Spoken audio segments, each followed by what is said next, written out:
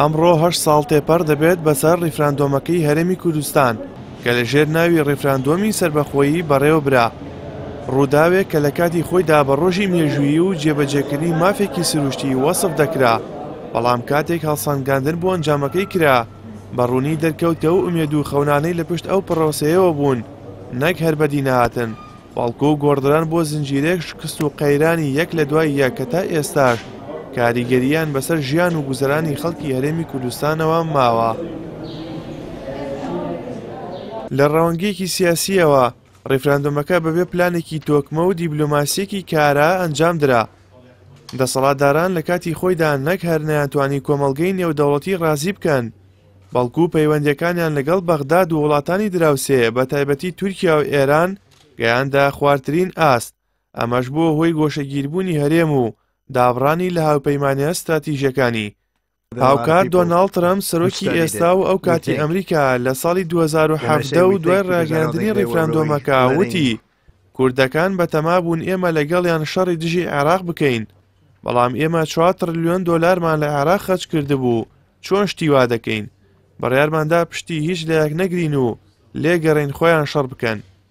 بە تەکید ئەوەی ئەمڕۆ ئێمە لە هەرێمی کوردستان دەیبینین لە پرۆسەی دەنگدان بۆ سەربەخۆیی ڕەفراندۆم بۆ ئەوە نییە ئێمە ڕۆژی پاشتر ئەعلانی سەربەخۆیی کوردستان بکەین، بۆ ئەوەش نییە کە حدودەکانی کوردستان بەو ڕەفراندۆمە دەستنیشان بکەین.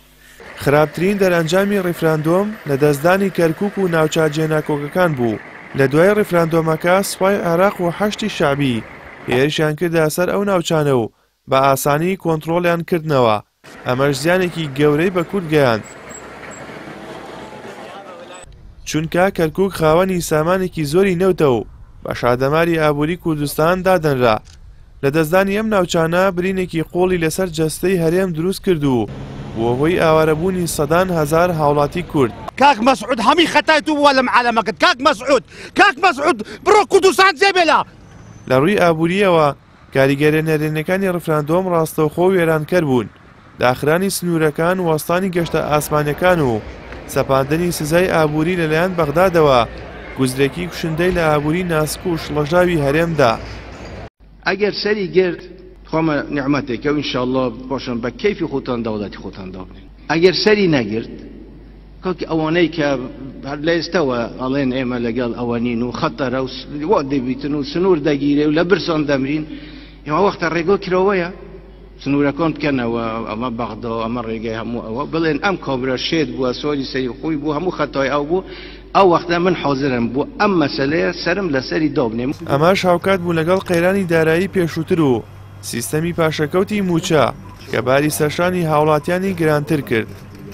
نەبوونی داهاتێکی جێگیر و پشتبەستن بە یەک سەرچاوەکەنەوت بوو وای کرد هەرێم زۆر لاواز بێت بەرامبەر هەر گوشارێکی دەرەکی، لەبری ئەوەی ڕیفراندۆم ببێتە دەرفەتێک بۆ سەربەخۆیی ئابووری، بۆ هۆی زیاتر پەلکێشکردنی هەرێم بۆ قەرزاری و پشتبەستن بە بەغداد.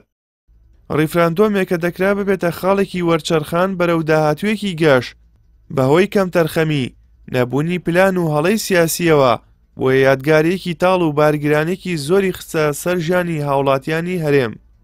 مادەم ئەو معارزێ بکەن ئەمیش هەندە حسابێ بۆ ڕایۆ بێک بەشەرن. وانەی ئەم ڕووداوە ئەوەیە کە بڕیارە چارەنووسازەکان پێویستیان بە پلانێکی ورد، دیبلۆماسیەتێکی بەهێز، یەکڕیزی ناوخۆیی و خوێندنەوەیەکی دروست بۆ گۆڕانکاریە هەرێمی و نێودەوڵەتیەکان هەیە، نەک تەنها وروژاندنی هەست و سۆزی نەتەوەیی.